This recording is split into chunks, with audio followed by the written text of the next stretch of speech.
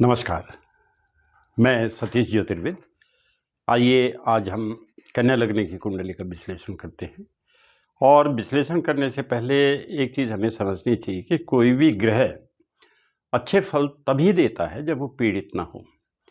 कोई भी ग्रह पीड़ित कब होता है? जब अपनी नीच राशि में हो, अंशवार कमजोर हो और छठे, आठवें, 12वें भाव में हो और शत्रु के घर में हो, शत्रु की नज़र में हो, शत्रु से दोनों तरफ से घिरा हुआ हो। उस स्थिति में ग्रह अच्छे फल नहीं दे पाता, भले ही वो अच्छे भाव का स्वामी हो। अब कन्या लग्न की कुंडली में हम ये देखते हैं कि ये लग्न भाव जो होता है वो केंद्र भाव भी होता है और वो त्रिकोण भाव भी होता है। और हम ये भी जानते हैं कि केंद्र और त्रिकोण की जब युति होती है या इन दोनों भावों का स्वामी एक ही होता है तो वो योग कारक ग्रह हो जाता है। और इस कन्या लग्न की कुंडली में जो लग्नेश है वो बुध है और यही बुध दसम भाव का भी स्वामी है, जो कि पिता और सरकार से प्राप्त शक्तियों की ओर इशारा करता है।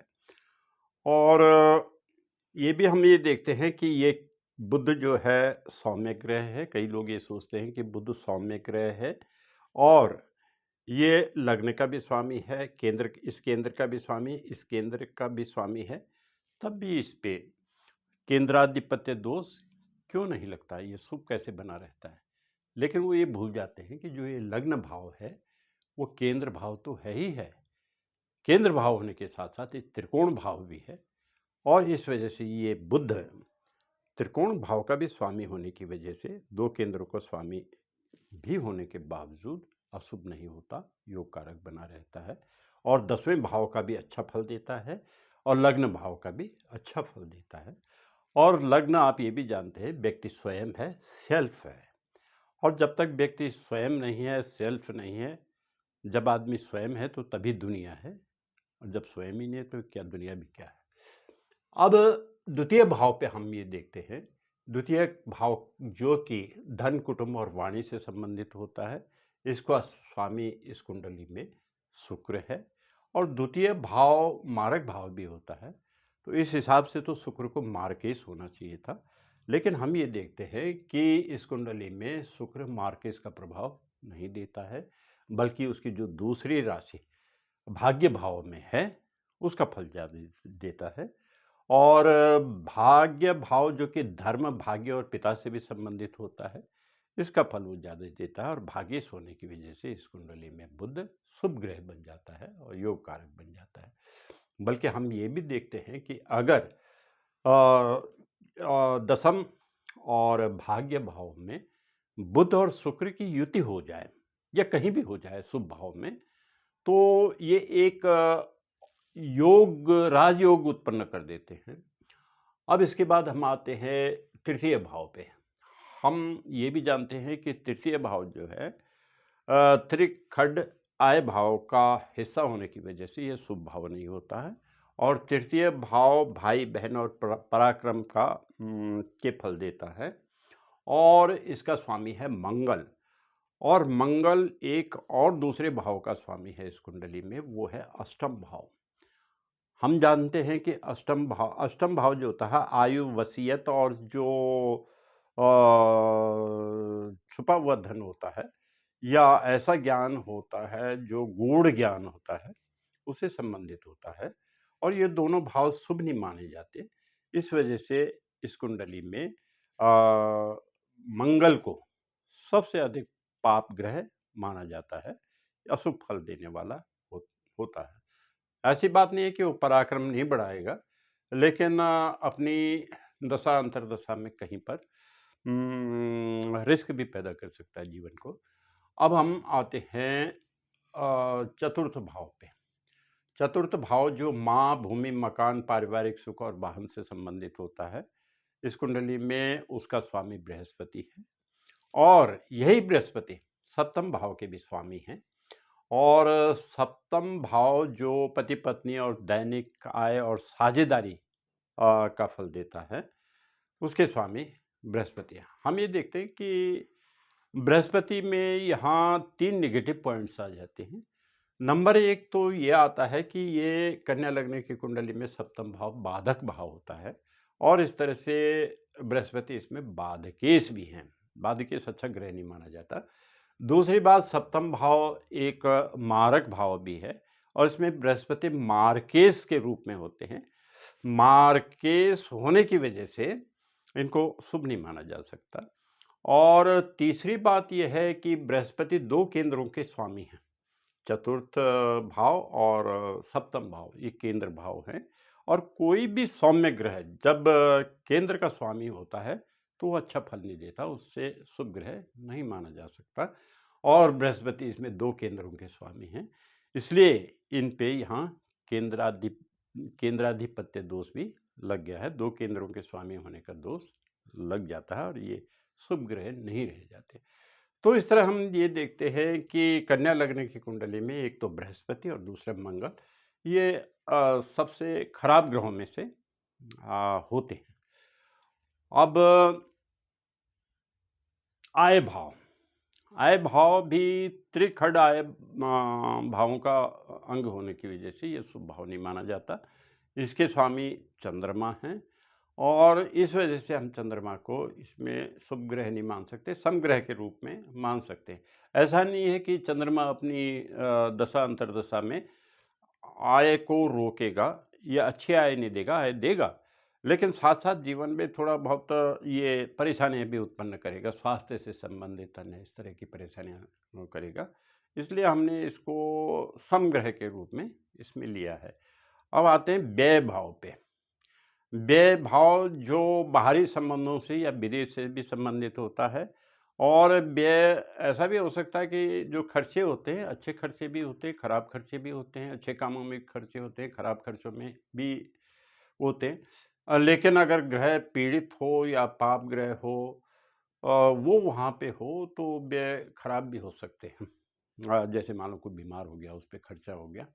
और अच्छे खर्चों में से हो गया, पढ़ाई-लिखाई पे खर्चा हो गया, अच्छे खर्चे हो गए। ये विदेश से भी संबंधित रखता है, बाहर के लोगों से या विदेशियों से जो संबंध होते हैं या हमारा विदेश वगैरह जाना होता है। अगर अच्छे ग्रह इसके स्वामी हुए या अच्छे ग्रह उसमें हैं, तो वो अच्छे कामों के लिए विदेश भी जा सकता है। और इस तरह से ये इसके 12 के 12 भाव हमने इसमें विश्लेषण कर दिया। अब विशेष रूप से हमें ये देखना पड़ेगा कि हमें इस कुंडली वालों को अपनी कुंडली को या अपने जीवन को और बेहतर किस किस तरह से कर सकते हैं। कई लोग ये सोचते हैं कि हम स्टोन वगैरह पहन लें, तो अगर कोई चाहते हैं ऐसा, तो इसमें 2 स्टोन पहने जा सकते हैं। एक तो पन्ना पहना जा सकता है, दूसरा शुक्र का हीरा वगैरह ये पहना जा सकते हैं। और जो जिनका एक और भी इसमें काम किया जा सकता है कि इस तरह के वस्त्र, इस इन रंगों के वस्त्र भी, जैसे बुध के रंग के या शुक्र के रंग के वस्त्र भी धारण किए जा सकते हैं। और यदि कोई इस तरह से वस्त्र धारण नहीं करना चाहता तो इनके रंगों के रुमाल बनाकर अपने पास रख सकते हैं, ताकि इनकी एनर्जी वो गेन कर सकें। तो हमेशा ये ध्यान रखना चाहिए कि जो ग्रह हमारे लिए अच्छे हैं, योग कारक ग्रह हैं, शुभ ग्रह हैं, उनकी एनर्जी को हमें गेन करना चाहिए। और जो ग्रह हमारे लिए मारक हैं, बाधक हैं या खराब हैं, तो उनकी एनर्जी को हमें विसर्जित करना चाहिए। और विसर्जन का तरीका जैसे है होता है कि दान कर देना और उनकी चीज़ें चिड़ियों को खिला देना या नदी में बहा देना, इस तरह से उनकी ऊर्जा को विसर्जित किया जाता है। और मंत्र जप, एक चीज़ मैंने बताई थी कि जो ग्रहों के को अनुकूल करने के लिए कई तरीके हैं। उनमें से है ग्रहों के मंत्रों को जप करना, उसका दशमांश हवन करना, उनके वार से संबंधित व्रत रखना, व्रत का उद्यापन करना और दान करना। तो जो खराब ग्रह होते हैं उनके लिए ये सभी चीज़ें अपनाई जाती हैं। तो अब आप ये देखिए कि इस कुंडली में बृहस्पति जो है बाधकेश ग्रह है और मंगल और बृहस्पति की दशा अंतर्दशा में जीवन को थोड़ा संकट की स्थिति भी उत्पन्न हो सकती है, तो उससे बचने के लिए हमें क्या करना चाहिए? जो दैनिक रूप से हमें मंत्र जपने चाहिए। एक तो इष्ट का मंत्र जपना चाहिए कि हमारा इष्ट कौन है, उसकी पहचान हम पंचम भाव से करते हैं। पंचम भाव के का स्वामी जो ग्रह होता है, उसका जो देवता है वो होता है, वो हमारा इष्ट होता है। और इस कुंडली में पंचमेश जो हैं शनि हैं, शनि के देवता भगवान शिव हैं। इसलिए इष्ट मंत्र हमारा इसमें बनता है ओम नमः शिवाय, ओम नमः शिवाय, ओम नमः शिवाय। भगवान शिव का ये सबसे महत्वपूर्ण मंत्र है। और बाधकेश और मार्केश कौन है? इसमें बृहस्पति है। तो इसका बाधक प्रभाव अगर कम करना है बृहस्पति का, इसको अनुकूल बनाना है, तो हमको इनके मंत्रों का जप करना पड़ेगा और दशमांश का हवन करना पड़ेगा, इनका व्रत भी लेना पड़ेगा, उद्यापन भी कराना पड़ेगा, दान भी करना पड़ेगा। तो इनका मंत्र होता है ओम ग्रां ग्रीं ग्रौं सह गुरुवे नमः। ओम ग्रां ग्रीं ग्रौं सह गुरुवे नमः। ओम ग्रां ग्रीं ग्रौं सह गुरुवे नमः। और इसके साथ साथ हमें अष्टमेश जो मंगल है, क्योंकि अष्टम भाव शुभ भाव नहीं होता है, उसका स्वामी मंगल है और इस कुंडली में मंगल सबसे पापी ग्रह होता है, तो उसको भी अनुकूल बनाए रखना आवश्यक है। उसके लिए मंत्र जपेंगे अष्टमेश का ओम क्रां क्रीं क्रौं सह भौमाय नमः। ओम क्रां क्रीं क्रौं सह भौमाय नमः। और ओम हं हनुमते नमः। ओम हं हनुमते नमः। हनुमान जी के इस मंत्र को जपने से तो सभी ग्रह संतुष्ट हो जाते हैं, इसलिए इसका जप करना ही चाहिए। और एक चीज़ और मैं बताना चाहूँगा आपको कि ये इस तरह का ये जो कोण है, इसको देखिए यूं तीर की तरह का, तो ये बहुत महत्वपूर्ण भाव हैं और इनके लिए हमें व्यावहारिक रूप से क्या करना चाहिए? देखिए, एक तो अपने इष्ट को संतुष्ट रखना चाहिए, पंचम भाव में जो ये लिखा हुआ है। फिर चौथे भाव पे हम आते हैं कि हमें अगर भूमि, मकान, पारिवारिक सुख और वाहन वगैरह ये चाहिए और ये भाव खराब है, तो हमें क्या करना चाहिए? माँ की सेवा करनी चाहिए। और अगर हमें सेल्फ को ठीक रखना है, अपना आत्मबल ठीक रखना है, अपना शरीर ठीक रखना है, तो हमें योगासन करने चाहिए और प्राणायाम करना चाहिए, तब ये लग्न भाव ठीक रहता है। और जो 10वां भाव है, वो पिता और सरकार से संबंधित है। अगर हमें सरकार से कोई प्राप्तियां लेनी है, फ़ायदा उठाना है, तो हमें पिता की सेवा करनी चाहिए, ये 10म भाव से ठीक हो जाता है। अब भाग्य भाव से संबंधित ये बात है कि देखिए, अगर भाग्य ठीक है तो फिर सब कुछ ठीक हो जाता है। तो उसके लिए हमें क्या करना चाहिए? धर्म का आचरण करना चाहिए, मंदिर की सेवा करनी चाहिए और मंदिर के जो पुजारी हैं, उनकी सहायता करनी चाहिए। इसलिए हमारा भाग्य भाव ठीक हो जाता है। धन्यवाद।